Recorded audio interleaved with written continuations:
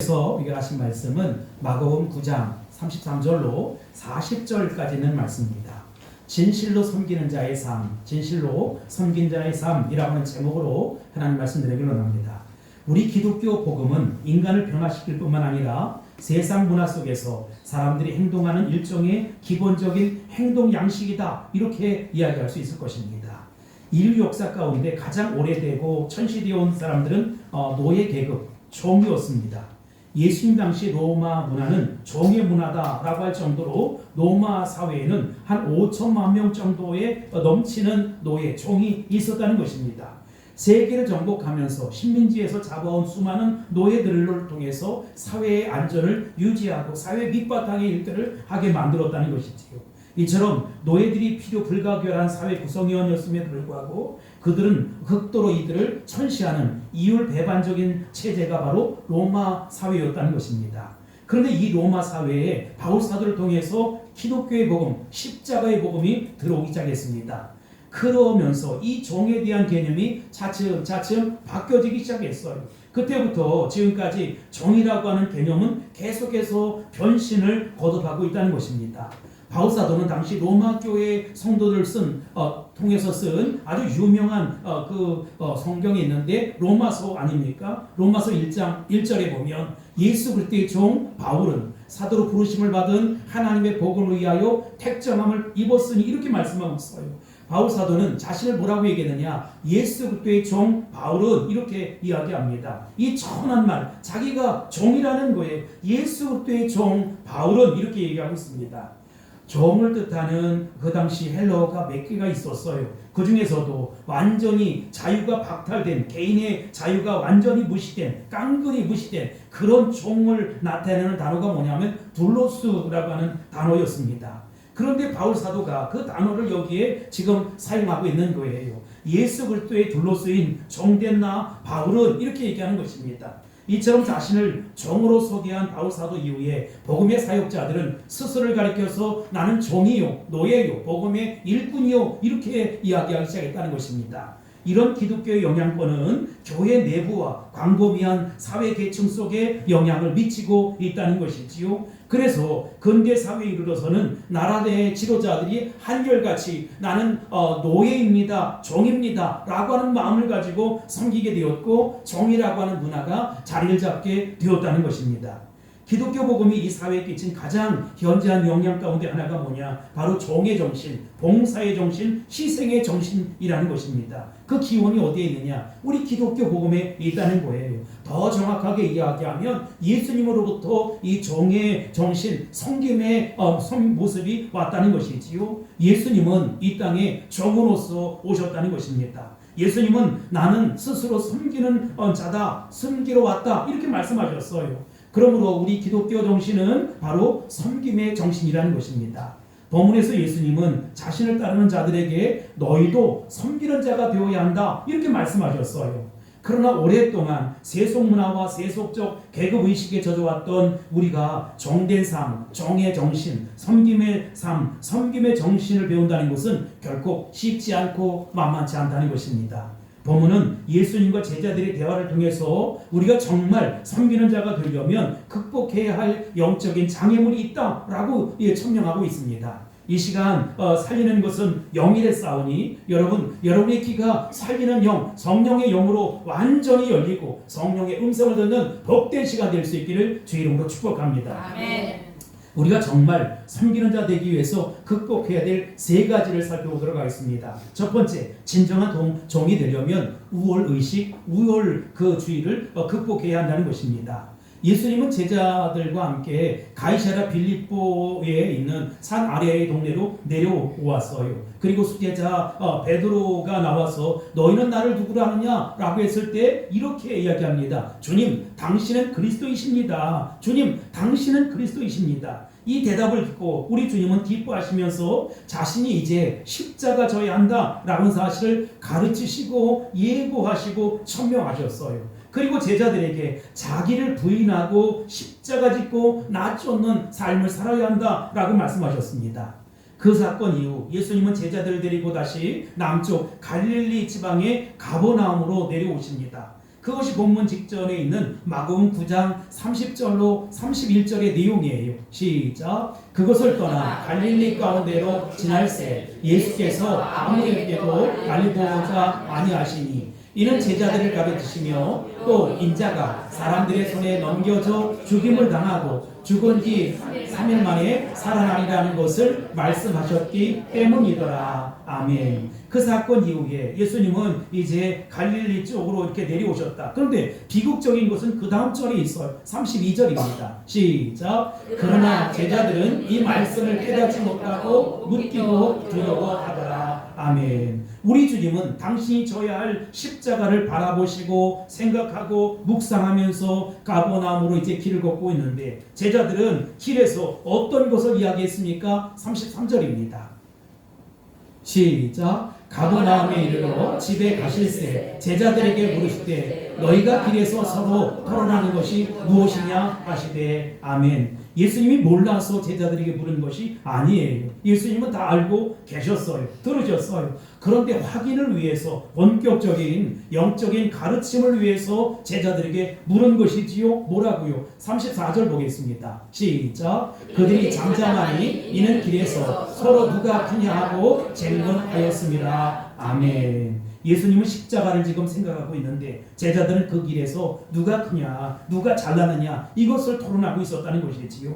그렇다면 어떤 상황 속에서 이런 토론이 가능했을까? 어쩌면 세 제자만 선택해서 이 변화산, 헬몬산에 데리고 간 그것이 문제였을지 모르겠어요. 그래서 3명 대 9명 이렇게 이제 서로 영적인 대결은 아니고 토론이 있었던 모양이에요. 그 베드로, 야고보, 요한은 우리는 산에 올라가서 변화된 그 예수님의 모습을 봤고 모세도 봤고 엘리야도 봤다. 너희들은 못 봤지? 라고 이제 토론하는 거예요. 그러는데 그 이후에 보면 마가복음 10장에 보면 야고보와 요한이 그것을 가지고 서로 원격적으로 누가 예수님의 오른쪽에 누가 예수님의 왼쪽에 앉을 것이냐 이걸 가지고 이제 서로 다투는 장면을 볼 수가 있습니다.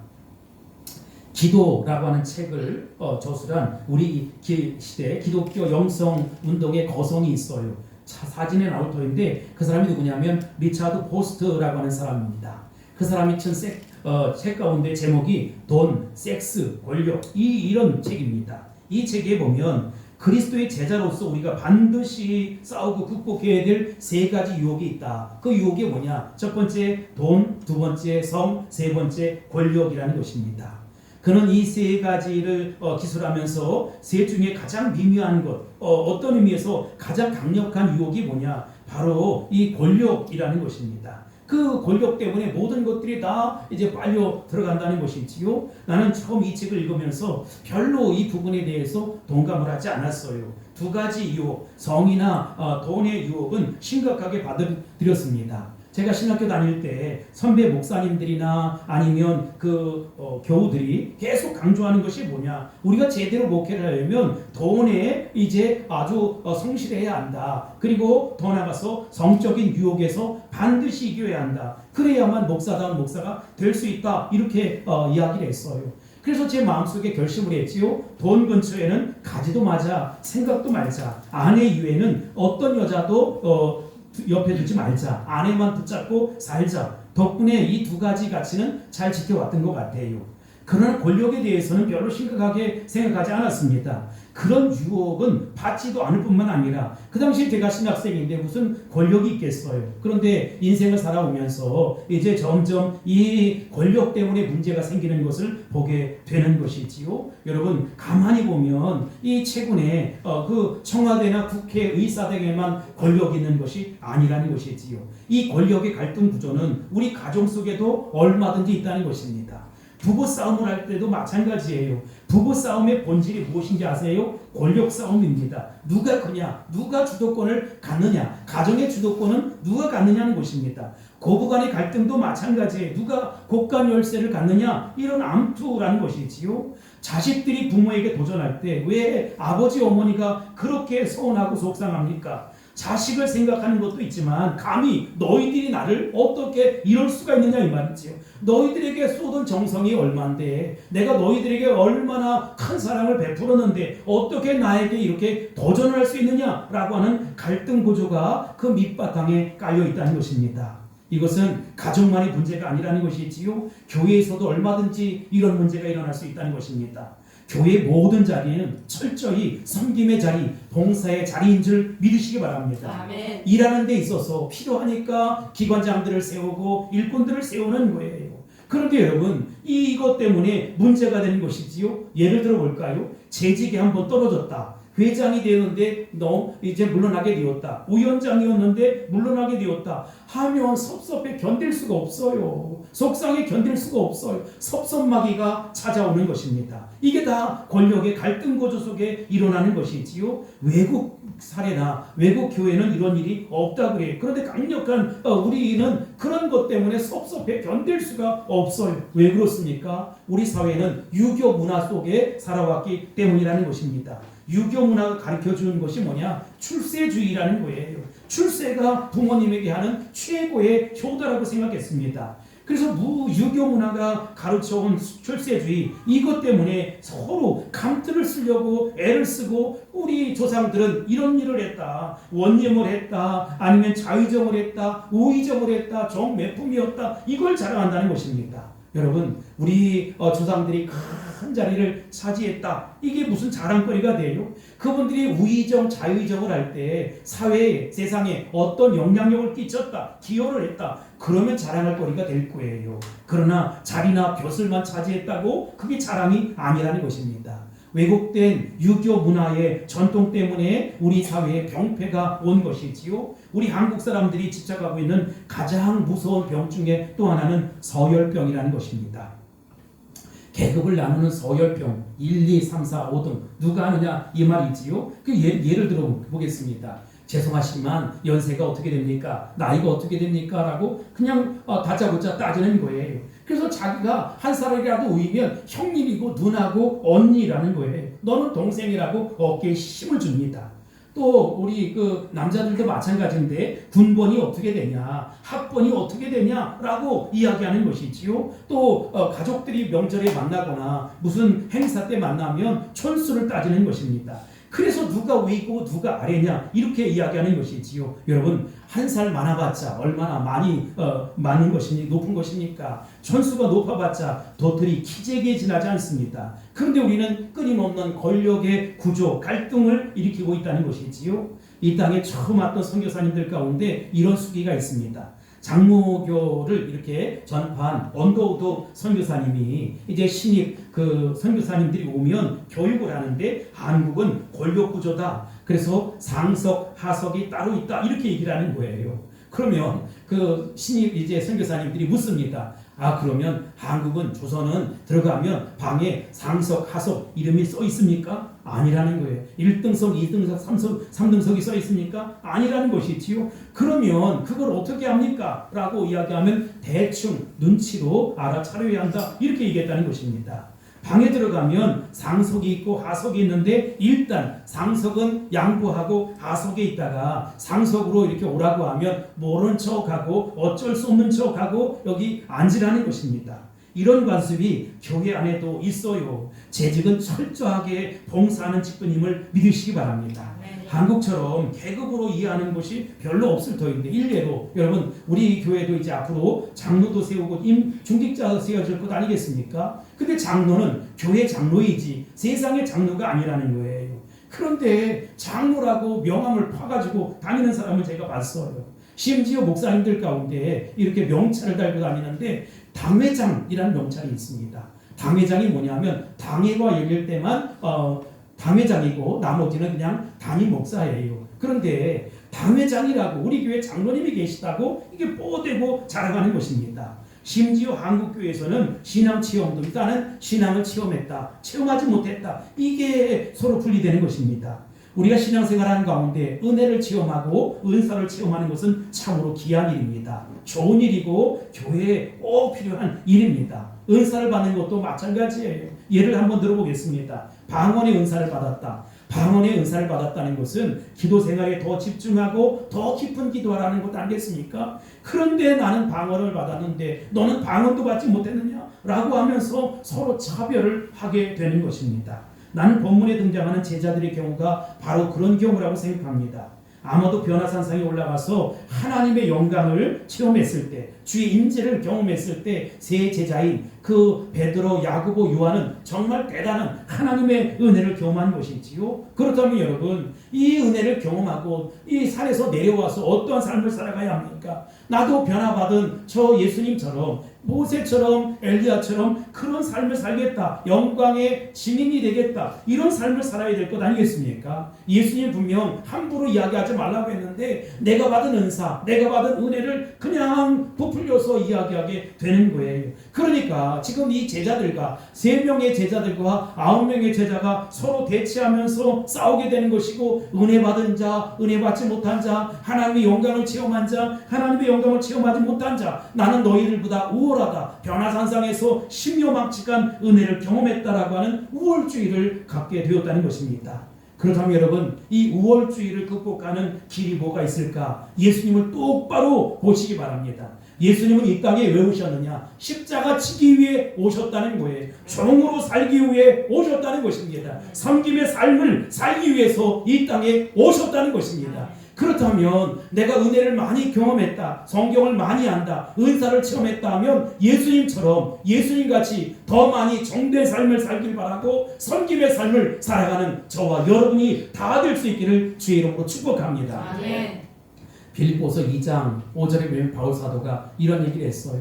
너희 안에 이 마음을 품으라는 것입니다. 이 마음이 어떤 마음이지요? 그리스도 예수의 마음이라는 것입니다. 6절로 7절에 보면 예수 그리스도, 그분은 하나님과 본체요 하나님과 동독하지만 하나님과 동동됨을 취할 것으로 여기지 아니하시고 자기를 비워 종의 형체를 가지고 사람들과 같이 되셨다는 것입니다. 이 이야기를 바꿔 말하면 여러분, 예수님의 마음을 품으세요. 예수님을 본받으세요. 예수님의 자세를 배우세요. 예수님이 어떤 분이셨습니까? 그는 하나님만큼 높으셨습니다. 아니, 그분이 바로 하나님이셨어요. 그런데 하나님만큼 높으신 그분이 자신을 철저하게 낮추셨어요. 그래서 어떻게 됐냐고요? 하나님이 사람이 되신 것이지요. 그런데 사람 가운데 종의 모습을 취해서 이 땅에 오셨습니다. 마지막에는 십자가에 못 박혀 돌아가셨습니다. 이런 얘기예요.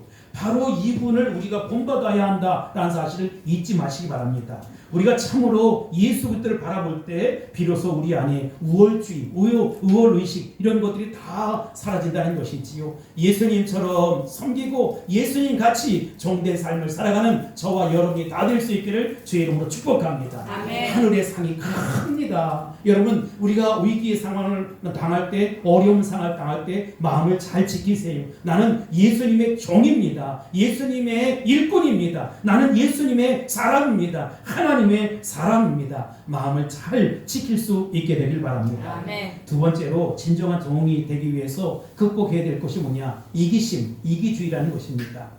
우리의 섬김이 순수할 수 없는 이유가 뭐냐? 많은 이유가 있겠지만 가장 강력한 영적인 장애물은 이기심입니다. 우리가 섬기고 봉사하면서도 우리 밑바탕에 항상 나를 드러내려고 하는 이기심이 깔려 있어요. 자기 과시의 욕망, 은근히 대접받고 싶은 마음, 자기 이익을 별도로 추구하려고 하는 생각이 봉사의 밑바탕에 이건 내 거, 내가 너희들보다 우월하지, 이런 것들이 깔려 있으면 안 된다는 것입니다. 어떤 부인이 어떤 부인에게 사람이 찾아왔어요. 아파트에서 한 집 돌아다니면서 어떤 노고 신사가, 멋지게 생긴 신사가 도움을 요청하는 것입니다. 내가 이 아파트에 사는 아주 불쌍한 이웃을 위해서 자선 모금을 하고 있습니다. 도와주시기 바랍니다. 그 부인은 참 멋지고 아름다운 마음을 가진 사람이 귀한 일을 하는구나, 이렇게 생각했어요. 그런데 들어보니까 노인 말로는 자신이 도와주려고 하는 사람은 같은 아파트에 사는 사람인데 남편은 이미 실직을 했고 아이들은 굶주려 있고 전기세는 끊어져서 이미 전기가 끊어진 지 5년이고 도시가스도 끊어져 있다는 것입니다. 그 월세를 내지 못해서 내일이면 당장 이 아파트에서 쫓겨날 신세가 되었다는 것입니다. 그 노인이 그러면서 도와달라는 거예요. 자선복음을 하고 있으니 제발 도와달라는 것입니다. 그러자 그 부인이 참 좋은 일 하십니다. 그런데 선생님은 도대체 누구십니까? 라고 물으니까 제가 그 집주인입니다. 라고 얘기했다는 것입니다. 그는 누구를 위해서 지금 요 도움을 요청하는 것입니까? 자기 일을 위해서, 자기 월세를 좀 받으려고 모금을 하고 돌아다니는 것입니다. 봉사나 구제 활동의 밑바탕에 이런 의식이 깔려 있으면 안 되잖아요. 진짜 봉사란 열심히 봉사하고 욕먹는 것입니다. 여러분, 예수님 때문에 욕먹어 보셨어요? 예수님 때문에 욕먹을 때 마음을 잘 지킬 수 있게 되길 바랍니다. 사탄 마귀가 나의 믿음을 깨뜨리려고, 나의 믿음을 분쇄하려고, 나의 믿음을 흐트러 놓으려고 지금 여러 사람들을 통해서 욕을 막 하는 거예요. 악을 쓰고 욕을 막 해대는 거예요. 그럴 때 나는 그래, 내가 하늘의 상이 크지, 하나님 영광을 위해 살아가지 라고 하면서 내 마음을 잘 지킬 수 있게 되길 바라고 믿음을 견고하게 유지할 수 있게 되길 바랍니다. 예수님이 우리를 섬기기 위해 육신을 입고 이 땅에 오시지 않았더라면 예수님은 그런 대접을 받을 이유가 없어요. 어떤 대접을 받았습니까? 예수님은 온 인류의 죄를 담당하기 위해서 십자가 치렀잖아요. 대제사장 가야바의 뜰에서 심한 모욕을 당하고 침뱉음을 당하고 그리고 매를 맞았습니다. 그런데 그 채찍이 무엇이 달려있느냐? 제가 그 채찍을 보고서 진짜 큰 아픔과 고통을 당했는데 여러분, 그 예수님 당시 치었던 채찍에 보니까 뼈 조각이 붙어있고 쇠 조각이 붙어있더라고요. 그러니까 예수님을 쇠 조각으로 뼈 조각으로 그냥 낭자하면서 때리니까 피가 여기저기서 더 나올 수밖에 없었어요. 채찍으로 맞고 침뱉음을 당하고 조롱을 당했어요. 비참하게 십자가에 못 박혀 돌아가셨다는 것입니다. 왜요? 저와 여러분을 구원하기 위해서, 온 인류의 구원을 완성하기 위해서 그는 끝까지 섬김의 삶을 살았고 끝까지 참고 견디고 인내하며 승리할 수 있었다는 것입니다. 할렐루야. 이게 진정한 봉사라는 것입니다. 예수님은 제자들이 이것을 배우길 원하셨어요. 35절 보시기 바랍니다. 시작. 예수께서 앉으사 12제자를 불러 이르시되 누구든지 첫째가 되고자 하면 무사람의 끝이 되며 무사람은 섬기는 자가 되어야 하리라 하시고 아멘. 여러분, 섬김의 표본, 섬김의 롤 모델, 이것이 바로 예수님이 우리에게 보여주신 것이지요. 36절 37절입니다. 시작. 어린아이 하나를 데려다가 그들 가운데 세우시고 안으시니 제자들에게 이르시되 누구든지 내 이름으로 이런 어린아이 하나를 영접하면 곧 나를 영접함이요 누구든지 나를 영접하면 나를 영접함이 아니요 나를 보내신 이를 영접함이니라. 아멘. 예수님은 어린아이 하나를 불렀어요. 앞에 세웠어요. 그 어린아이를 안는 거예요. 이 어린아이를 영접하는 것은 곧 나를 영접하는 것이고, 나를 영접하는 것은 곧 하나님이 보내신 하나님을 영접하는 것이다. 이렇게 이야기했던 것입니다. 내비게이터의 유명한 지도자 가운데 한 분이 있어요. 이분이 론 세니라고 하는 분입니다. 론 세니라고 하는 분이 젊은 청년을 이제 제자 훈련을 시켰습니다. 그리고 정에 대한 훈련, 이제 우리는 예수님의 정이 되어야 한다, 예수님의 노예가 되어야 한다, 이렇게 가르쳤어요. 이제 1년의 교육과정이 끝났습니다. 그 젊은이는 이제 그 론세니에게 질문합니다. 선생님, 내가 이제 그리스도의 참된 종이 되었다는 것을 어떻게 알 수 있습니까? 이렇게 물었어요. 그러자 론세니가 이렇게 얘기합니다. 지금은 몰라. 자네가 사람들에게 종 취급을 당할 때 그때 자네가 어떻게 반응을 보이는 것을 보면 알지. 다른 사람들이 자네를 종 취급할 때 네가 나를 무시해? 내가 누군데? 내가 어떤 사람인데? 라고 버럭 화가 난다든지 화가 나진 않지만 그 마음이 분에 견딜 수 없다면 아직도 자네는 종이 된 것이 아니야. 남들이 나를 종 취급하고 부를 때 자존심 꺾고 내가 무시당하는 느낌이 들 때 그래 맞아. 나는 종이지. 하나님의 종이지. 사람의 종이 아니라 하나님의 종이지. 주님이 맡겨주신 사람들의 종이지. 그래, 나를 욕해라. 나를 짓밟아라. 내가 기꺼이 당해주마. 라고 말할 수 있을 때 네가 진정한 종이 되는 거야. 라고 얘기했다는 것입니다. 저는 매우 심오한 진리라고 생각합니다. 여기 종의 정신이 있는 것입니다. 우리가 인생을 살아가면서 삶의 뒤안길에서 또 신앙생활하면서 조건 없는 연합과 섬김의 삶을 살 때 남이 나를 잘 대우해 줄 때 나를 알아주는 것이지 하고 가슴 필 일이 하나도 없어요. 여러분, 나를 무시하고 욕을 하고 뒤에서 수근수근거리고 정말 악을 쓰고 욕을 해대도 내가 정말로 하나님의 종된 모습 우리 주님이 아세요. 다른 사람들은 이해 못해도 우리 주님이 안다는 것입니다. 그 마음을 품고 교회 봉사를 할 수 있게 되길 바라고, 그 마음을 가지고 하나님 앞에 영광 돌리는 저와 여러분이 될 수 있기를 주의 이름으로 축복합니다. 아멘. 해마다 여름철이 되거나 이렇게 방학 때가 되면 저는 우리 교회에서는 지금 하지 못하지만 아울리지나 청소년들에게 아울리지나 단기 선교를 다녀올 것을 권면합니다. 왜 그렇습니까? 우리보다 훨씬 더 못 사는 그 나라에 가서 이제 섬기다 보면 신선한 감동을 받게 된다는 것이지요. 아, 저런 사람도 있구나. 저는 비참한 모습 속에서 저희는 왜 웃고 있지? 저들은 왜 깔깔거리고 웃고 있을까? 그런 말이지요. 내 눈길이 닿는 곳에, 내 손길이 머무는 곳에, 내 발길이 닿는 그곳에 가서 봉사를 할 수 있어야 된다는 것입니다. 외국만 그렇습니까? 그렇지 않아요. 여러분, 우리나라에서도 노인들을 잘 섬기고 장애우들을 잘 섬기는 일을 할 수 있어야 된다는 것입니다. 나보다 먼저 연약한 이들을 엘리베이터를 먼저 태우는 그런 모습이 있어야 하죠. 아무리 바쁠지라도 장애인 주차 차량 표시가 있는 곳에는 절대로 나는 차를 대지 않겠다. 이런 작은 섬김에서부터 진정한 봉사의 정신이 꿈틀 수 있어야 된다는 것입니다. 그렇게 할 때 우리에게 진짜 이기심이 극복되는 것이지요. 내 인생의 세계는 이기주의에서 이타주의로 나를 위한 모습에서 타인을 위한 모습으로 나아갈 수 있어야 된다는 것입니다. 예수님처럼 섬기고 예수님처럼 살아갈 수 있게 되길 바랍니다. 여러분, 이러려면 성령께서 내 안에 오셔서 우리의 마음을 불태워야 돼요. 온갖 이기심, 우월주의 이런 모습으로 살아가는 내 마음을 성령의 능력으로 태울 수 있게 되길 바랍니다. 그래서 연한 배처럼 예수님 마음 품고 살아갈 수 있게 되길 바라고, 예수님의 정신으로 살아갈 수 있게 되길 바랍니다. 예수 그리스도의 사랑으로 활짝 펴가는 저와 여러분이 될 수 있기를 주의 이름으로 축복합니다. 할렐루야. 마지막으로 우리가 참으로 섬기는 자 되기 위해서 극복해야 될 게 뭐냐? 파벌주의라는 것입니다. 우리의 섬김이 순수하려면 관용의 정신, 마음과 생각이 좀 넓어야 돼요. 엉절인 새 가슴 안 돼요. 여러분, 넓은 가슴으로 예수님처럼 품고 예수님처럼 안아줘야 한다는 것입니다. 그렇지 않으면 함께 봉사하는 자리가 정말로 힘들어져요. 다른 사람을 이상하게 째려보고 경쟁 대상으로 삼는 것입니다. 열등감을 느끼는 것입니다. 상대방에게 적대감을 표시하는 것입니다. 이런 사람이 봉사회장에 설게 되면 그 섬기는 부서가 시끄러워요. 소란스러워요. 사람들의 마음에 온갖 상처와 아픔과 시험 들게 만든다는 거예요. 혼자 잘라서 설치고 돌아다니는 것입니다.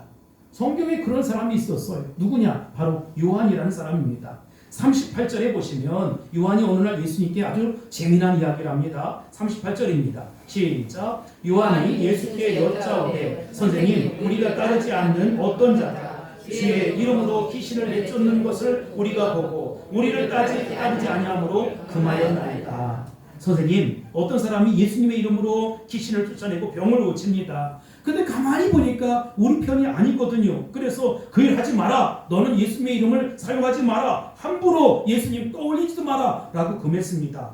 요한이 그런 얘기를 하는 거예요. 그러니까 예수님이 아주 뜻밖의 말씀을 하시지요. 39절 40절입니다. 시작. 예수께서 이르시되 금하지 말라. 내 이름을 의탁하여 능한 일을 행하고 즉시로 나를 비방할 자가 없느니라. 우리를 반대하지 않는 자는 우리를 의하는 자니라. 아멘. 요한은 그렇게 하면 예수님이 넌 정말 충성심이 크구나 이렇게 칭찬받을 줄 알았는데, 예수님은 그냥 내버려 두라는 것입니다. 그 사람도 우리 편이라는 것입니다. 우리는 항상 내가 받은 은사, 내가 한 봉사에만 큰 마음을 갖는 거예요. 여러분, 내가 어떤 은사를 받아서 봉사한다면 하나님이 동일한 은혜와 은사를 다른 사람에게도 주는 줄 믿으시기 바랍니다. 그걸 인정해야 돼요. 나에게 은사를 주셔서 나를 써주신 주님이 대단한 일이지 내가 대단한 사람이 아니에요. 다른 사람을 통해서도 얼마든지 그 은사를, 은혜를 활용할 수 있다는 사실을 알아야 돼요. 우리는 다 따로따로 외딴 섬도 아니고 다른 국밥도 아니에요. 모두가 다 잘 돼야 하고 모두가 다 쓰임받아야 할 운명 공동체라는 것입니다. 그들이 우리 편에 항상 속해 있지 않다는 사실 때문에 요한은 그 사람은 우리 편이 아니에요, 선생님. 그 사람들은 안 돼요 라고 이야기했어요. 여러분, 우리 한국 사회가 특별히 이런 것이 많아요. 그래서 사람이 옹졸해지는 것이 있지요. 다 어디서 기인하는 것이냐? 열등감에서 나오는 것입니다. 왜 한국 사람들은 이렇게 옹졸하고 열등감이 많을까? 문화 자체가 그래요. 우리는 농경 사회입니다. 그러니까 이 농토 안에서, 이 지역 안에서 살아야 돼요. 그래서 우리끼리는 죽고 못 살아요. 좋아하는 사람만 좋아해. 정말로 내가 기뻐하는 사람만 기뻐하는, 싫은 사람은 죽어도 싫은 거예요. 너는 우리 동네 출신이 아니야. 너는 어느 지방 사람이지? 라고 이야기하면서 낯선 사람에 대해서는 적대감을 받고 낯선 사람은 받아들이려고 하지 않는다는 것입니다. 왜 그래요? 농경 문화 때문에 그런 것이지요. 그래서 같은 처지끼리, 같은 출신끼리, 같은 집안끼리 똘똘 뭉쳐 살아가는 것입니다. 그러나 외국 사람들은 달라요. 왜 그런지 아십니까? 외국 사람들이 잘나서 그런 것이 아니라 그들은 유목 문화예요. 우리 농경 사회는 그냥 그 땅에서 땅 파고 살아야 되는데, 유목 문화라는 것은 여기저기 떠돌아다니면서 살아야 된다는 것입니다. 그러니 옮겨 다니는 문화이기 때문에 항상 새로운 것을 개척해야 되고 자기 힘만으로는 살 수가 없어요. 도와주기도 하고 도움을 받기도 하고 새로운 친구를 만나기도 하고 그런 것이 있지요. 그러니까 우리와는 스케일이 다르다. 이 크기가, 배포가 다르다는 것입니다. 앞으로 우리 대한민국이 새로워지고 달라지려면 이렇게 여러분, 어떤 사람을 만나도 굿모닝, 미국 사람들이 외국 사람들이 인사하는 것처럼 누구나 다 이렇게 끌어안고 새로운 모습으로 품고 안고 보듬어 줄 수 있어야 된다는 것입니다. 물론 복음으로 한 영혼을, 한 사람을 아름답게 살아가는 일 정말로 귀한 일입니다. 그러나 예수님의 심장 가지고 예수님의 마음으로 온 세상을 돕는 넉넉한 마음이 될 수 있길 바랍니다. 아멘. 여러분, 우리가 정말로 힘들고 어려울 때 마음을 잘 지키라고 했잖아요. 우리가 마음이 힘들고 어려울 때일수록 더 말조심을 해야 하고 예수님의 사랑으로 다시 한번 품고, 그리고 하나님 앞에 위대하게 멋지게 쓰임받을 그 순간을 기억하면서 5대양 6대주 같은 넓은 마음 가지고 살아가야 한다는 것입니다. 새 가슴으로 살면 안 된다. 적은 마음으로 살면 안 된다. 넓은 마음으로 예수님처럼 살아가야 한다. 하나님 나라 선교 완성을 이루며 살아가야 한다. 지금은 어렵고 힘들지만 언젠가 내 인생이, 내 영혼의 햇빛 비칠 것이고 황무지 같은 인생이 장미꽃 피어나는 인생이 될 것이고 하나님 앞에 존귀하게 멋지게 쓰임받을 순간이 있을 것이다. 그 순간을 위해서 오늘 열심히 최선을 다해서 기도하고 울부짖지만 그러나 넓은 가슴으로 살아야 한다, 이 말이지요. 요한은 예수님의 제자이면서 오랫동안 파벌주의에서 벗어나지 못했어요. 제가 요한 사도의 그 사적을 연구해 보니까 요한이 야고보와 더불어서 사마리아에 들어갔을 때 그들을 환영하지 않았던 것 같아요. 예수님과 같이 이렇게 들어갔으니까. 그랬더니 이렇게 얘기하는, 선생님, 하늘에서 불을 내려서 저들을 작살내자는 거예요. 모두 불살라 죽여버리자는 것입니다. 이게 요한의 모습이었어요. 아직도 변화되지 못한 요한의 모습이었다는 것입니다. 그러나 우리 인간은 검은 머리는 변화시켜서 사용하는 게 아니라면서요. 이 세상 말이에요. 여러분, 지극히 마귀적인 생각이에요. 요한에게 희망이 없다고 단언할 수 없어. 왜 그렇습니까? 이제 제가 그 이야기를 하겠습니다. 지금까지 말씀을 잘 들은 분들은 더 잘 들으시기 바라고, 잊어먹은 사람들은 진짜 하이라이트 꼭 들으세요. 나는 사람이 변화될 수 있다고 믿습니다.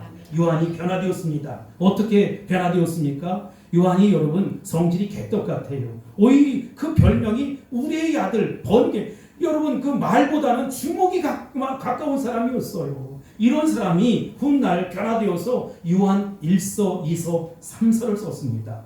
요한 1서, 2서, 3서의 내용이 뭡니까? 구체적으로 이야기하면 사랑하는 자들아 우리가 서로 사랑하자. 사랑은 하나님께 속한 것이다. 이렇게 넉넉한 가슴으로 변화된 삶을 살았다는 것입니다. 그런데 요한이 언제부터 변화되었느냐? 사도행전을 겪으면서 성령 충만함을 받으면서 성령의 강림 이후에 그가 온전한 하나님의 사람이 되었다는 것입니다. 성령 충만하다고 사람이 성자가 되는 것은 아니에요. 목사가 된다고 성자가 되는 것은 아닙니다. 인간이기 때문에 얼마든지 실수할 수 있고 잘못을 저질 수 있어요. 그러나 여러분 확실히 달라요. 복음서에서 요한, 베드로, 야고보와 또 이 사도행전에서 요한, 베드로, 야고보는 전혀 다르다. 전에는 본능대로 살았어요. 이끄는 대로 그대로 그냥 살았던 것이지요. 그래서 나도 모르는 우월주의도 있었고 이기심도 있었고 파벌주의를 극복하지 못하고 살았어요. 여러분 지금 제가 얘기한 세 가지 우월주의, 이기주의, 파벌주의는 다 죄의 본성에서 나오는 것이고 누구나 다 인간은 그렇게 살아요. 그래서 우리는 무엇을 구해야 되느냐? 성령 충만함을 구해야 한다는 것입니다. 성령이 내게 오시면 성령의 완전한 포로가 되고 성령께서 나를 붙잡아 주셔서 나도 모르게 내가 변화되어서 넉넉한 가슴을 갖게 되는 것이고 주님의 심장을 갖게 되는 것이고 환난과 핍박 속에서도 하나님 나라 선교 완성을 이루는 것입니다. 고통 가운데도 어떻게 하면 이웃을 섬길 수 있을까? 괴로운 가운데도 내가 어떻게 하면 저 사람을 잘 섬길 수 있을까? 이런 마음을 갖는 것이지요. 말씀을 정리하도록 하겠습니다. 진실로 섬기는 자의 삶은 여러분 성령을 받아야 돼요. 성령 충만해야 돼요. 그래야 여러분 내 표정도 달라지고 인생이 펴지게 돼 있어요. 힘겹고 어려운 가운데 살아가는 여러분 마음을 단단하게 지킬 수 있게 되길 바랍니다. 내가 침륜에 빠지거나 나는 안 돼 이렇게 하면 마귀가 찾아와서 그래 너는 안 돼. 넌 아무것도 할 수 없을 거야. 여러분 그런데 나는 돼 라고 제 친구 목사님이 암 한우잖아요. 투병을 하잖아요. 제가 만날 때마다 그래요. 항상 제가 그렇게 얘기해요. 야, 너 얼굴이 좋아졌다. 금방 얼굴이 환해져요. 근데 그를 바라보는 어떤 이들은 그를 이상하게 오늘 왜 얼굴이 침침하지? 살이 좀 빠진 것 같아. 금방 얼굴이 어두워져요. 야, 사람이 말 한마디가 이렇게 다르구나. 그 마음 먹기가 이렇게 다르구나. 그래서 제가 항상 그렇게 이야기해요. 너는 나와 함께 큰 하나님의 영광의 일을 할 거야. 그러니까 정말 믿음을 가져야 돼. 사람의 말에 귀를 기울이지 마라. 오직 하나님 말씀을 붙잡아야 돼. 우리는 성령의 사로잡힌 삶을 살아야 돼. 성령의 완전한 포로가 돼야 돼. 그러면 여러분 친구이지만 아멘 하고 그렇게 순종하고 나와요. 여러분도 그렇게 될 줄로 확신합니다. 아멘. 그러니 부정적인 말, 부정적인 생각 다 버리세요. 제가 늘 주장하는 것처럼 믿음의 생각을 하시고 믿음의 말을 하시고 믿음의 행동을 하시고 믿음의 결정을 할 수 있게 되길 바랍니다. 아멘. 하나님께서 분명 정령 저와 여러분을 들어 쓰시고 사용해 주실 것입니다. 아멘. 멋지고 아름답게 들어 쓰시고 아멘. 사용해 주실 것입니다. 아멘. 그와 같은 축복이 있을지어다. 아멘. 은혜가 나타날지어다. 아멘. 할렐루야. 아멘. 기도하겠습니다. 고마우신 아버지 하나님, 나도 모르게 누가 뭐라고 하지 않아도 괜히 위축되고 주눅들어서 부정적인 생각, 부정적인 말, 부정적인 행동을 할 때가 있음을 고백하지 아니할 수 없습니다. 하나님 아버지, 우리의 심령을 일으켜 세울 수 있게 도와주옵소서. 어려운 가운데도 내 마음을 잘 다스리고 지킬 수 있게 도와주시며 성령 충만함을 받아서 하나님 앞에 존귀하게 쓰임받는 위대한 일꾼들이 다 될 수 있도록 축복하여 주옵소서. 사랑하신 예수님의 이름으로 하더니 기도합나이다. 아멘.